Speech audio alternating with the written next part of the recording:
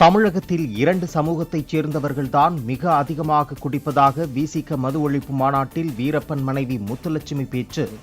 கணவர்களின் குடிப்பழக்கத்தால் இளம் வயதிலேயே பெண்கள் விதவைகளாவதாகவும் வேதனை. உளுந்தூர்பேட்டை விடுதலை சிறுத்தைகள் மது ஒழிப்பு மாநாட்டில் களை கட்டிய கலை நிகழ்ச்சிகள். தொண்டர்கள் ஆட்டம் போட கைத்தட்டி பாடல்களை ரசித்தார் திருமாவளவன். விடுதலை சிறுத்தைகள் கட்சியின் மது ஒழிப்பு மகளிர் மாநாட்டிற்காக கள்ளக்குறிச்சியில் அலையென திரண்ட தொண்டர்கள். மாநாட்டு திடல் முழுக்க தொண்டர்களின் தலைகள் கடல் அலைகளாக தெரிந்த காட்சி.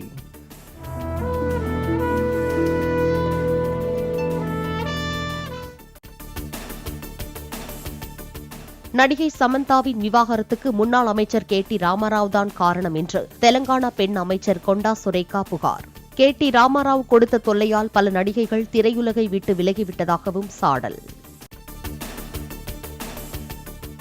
விவாகரத்து தொடர்பாக தெலங்கானா பெண் அமைச்சர் தெரிவித்த கருத்துக்கு நடிகர் நாக சைத்தன்யா மற்றும் நடிகை சமந்தா கடும் எதிர்ப்பு.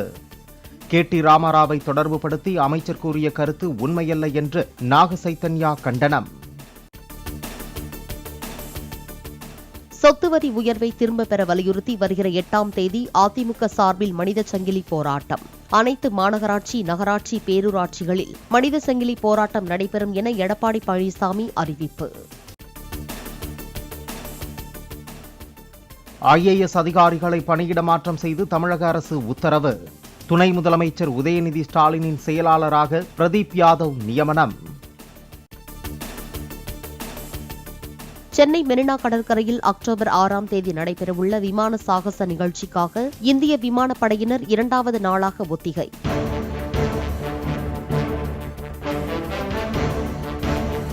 ஹெலிகாப்டரில் இருந்து தரையிறங்கி பயங்கரவாத முயற்சியை முறியடிப்பது போன்று பயிற்சியில் ஈடுபட்ட வீரர்கள்.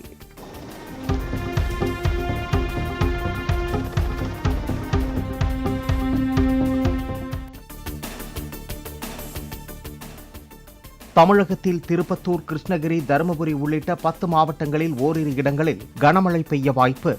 சேலம், நாமக்கல், திருச்சி மாவட்டங்களில் ஒரு சில இடங்களில் கனமழை பெய்யக்கூடும் என வானிலை மையம் தகவல். தமிழகத்தில் வருகிற 6ஆம் தேதி வரை ஓரிரு இடங்களில் கனமழைக்கு வாய்ப்பு. சென்னை மற்றும் புறநகரில் அடுத்த 24 மணி நேரத்தில் இடியுடன் கூடிய மிதமான மழை பெய்யக்கூடும் என வானிலை மையம் தகவல். மதுரை மாவட்டத்தில் பெண் சிசு கொலை மீண்டும் அதிகரித்து வருவதாக மாவட்ட ஆட்சியர் சங்கீதா வேதனை. பெண் சிசு கொலை நடக்க முதன்மையாகவும் ஆதரவாக இருப்பதே பெண்கள்தான் எனவும் கருத்து.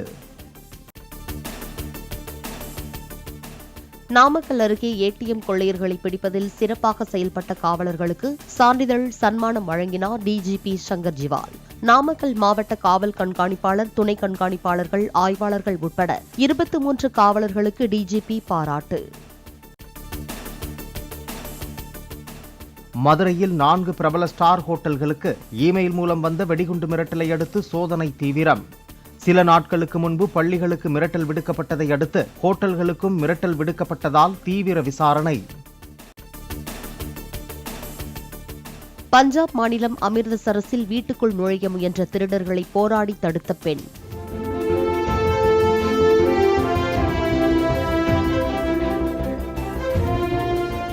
முகமூடி அணிந்த 3 திருடர்கள் வீட்டுக்குள் நுழைய முயன்றதை அறிந்து தனி ஆளாக கதவுக்கு பின்னால் நின்று உள்ளே நுழைய விடாமல் தடுத்தவருக்கு குவியும் பாராட்டு. டெல்லி முதலமைச்சருக்கான இல்லத்தை ஓரிரு நாள்களில் அரவிந்த் கெஜ்ரிவால் காலி செய்து வெளியேறுவார் என ஆம் ஆத்மி கட்சி தகவல். கட்சியின் தலைமை அலுவலகம் அருகே புதிய வீட்டில் குடும்பத்தினருடன் கெஜ்ரிவால் குடியேற உள்ளதாக தகவல்.